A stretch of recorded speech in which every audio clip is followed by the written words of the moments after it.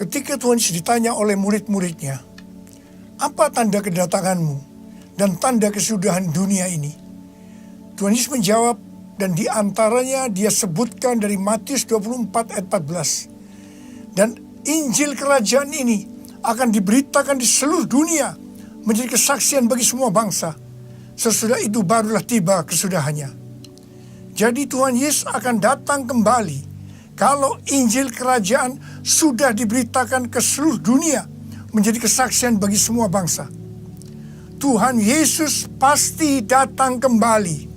Amin. Karena itu dia memberikan amanat agung kepada murid-muridnya.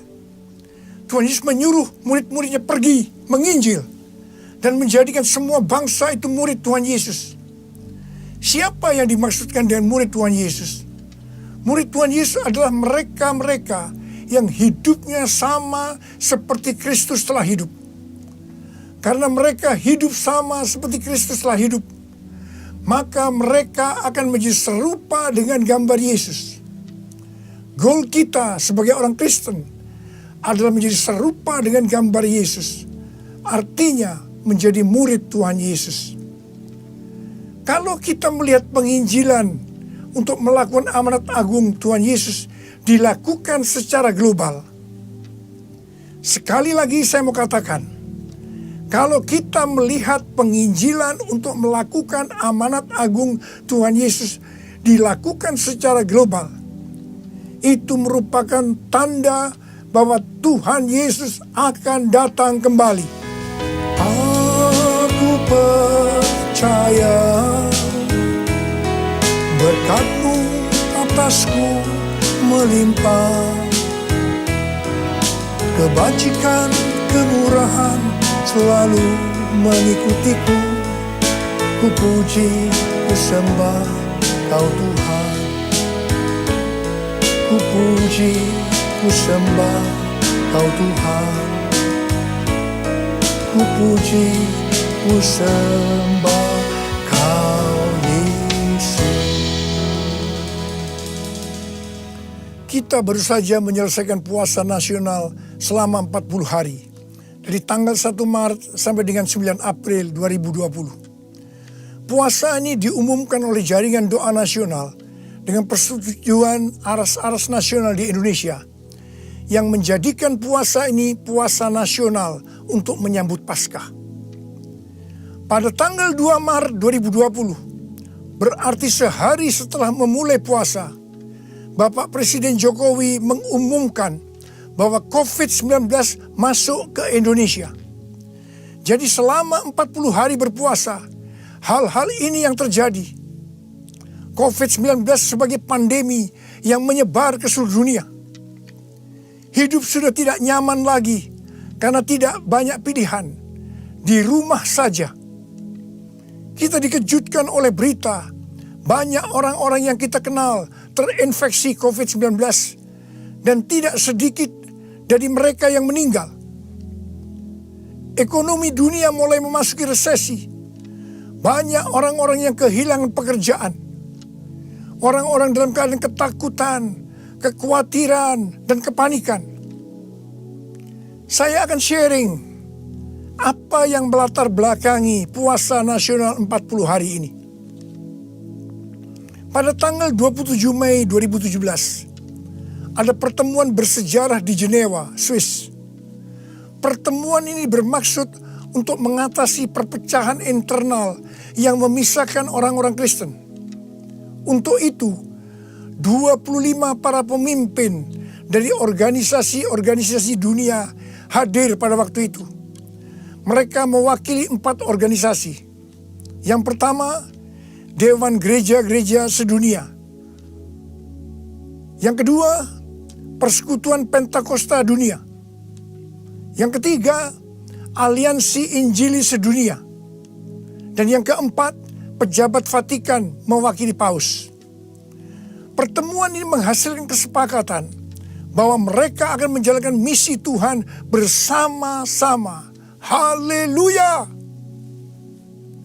Tahun 2018, Indonesia merespon pertemuan tersebut di atas dengan cara para pemimpin Kristen dan Katolik berkumpul di Brastagi, Sumatera Utara, dan menghasilkan kesepakatan untuk melakukan misi Tuhan bersama-sama, yang artinya melakukan amanat agung Tuhan Yesus bersama-sama.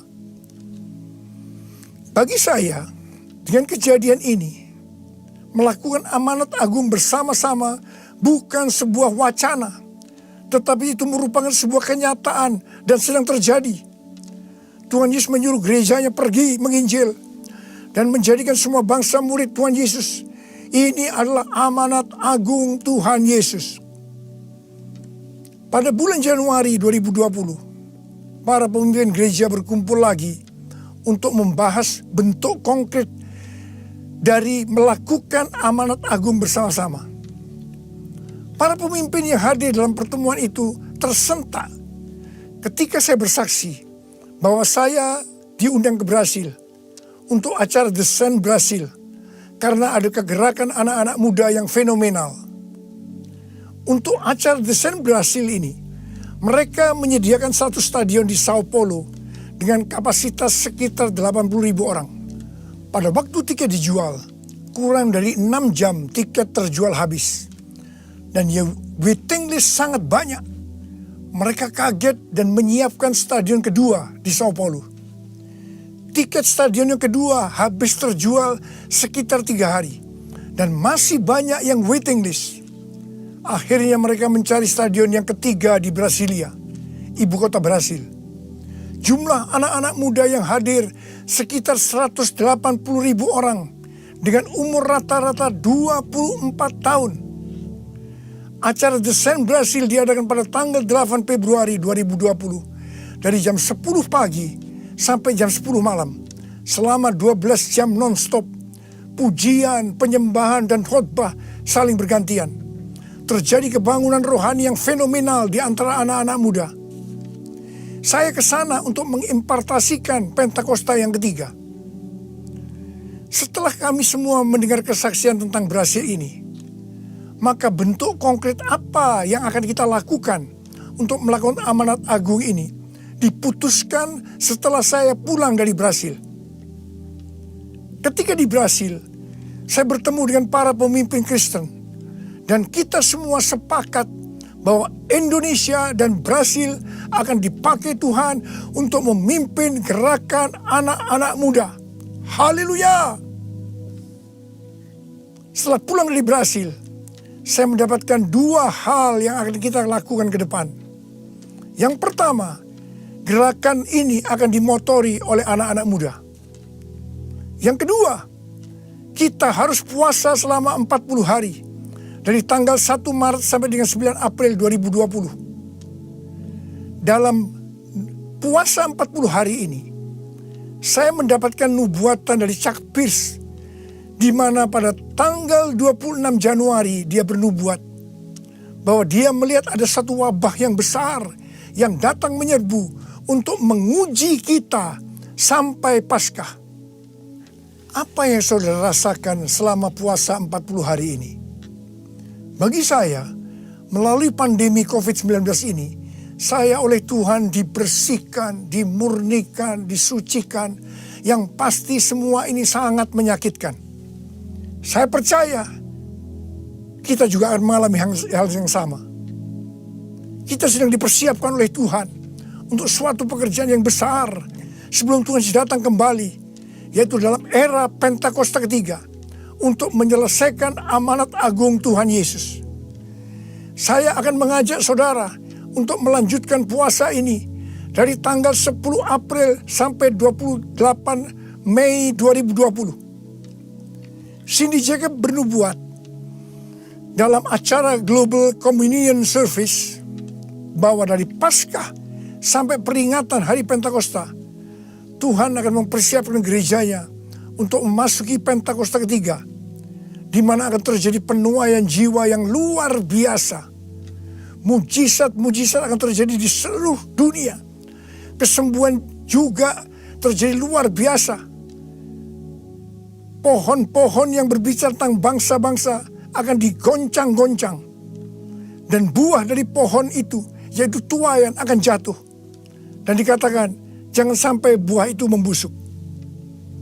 Chuck Pierce juga bernubuat bahwa dengan tuntunan Tuhan selama 49 hari dari Paskah sampai Pentakosta, kita harus mendeklarasikan kemenangan. Kita memasuki peperangan rohani melawan iblis.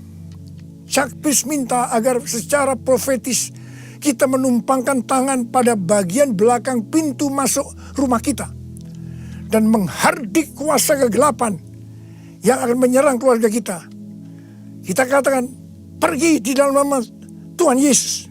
Darah Tuhan Yesus melindungi kita. Akan terjadi pemulihan kasih karunia Tuhan.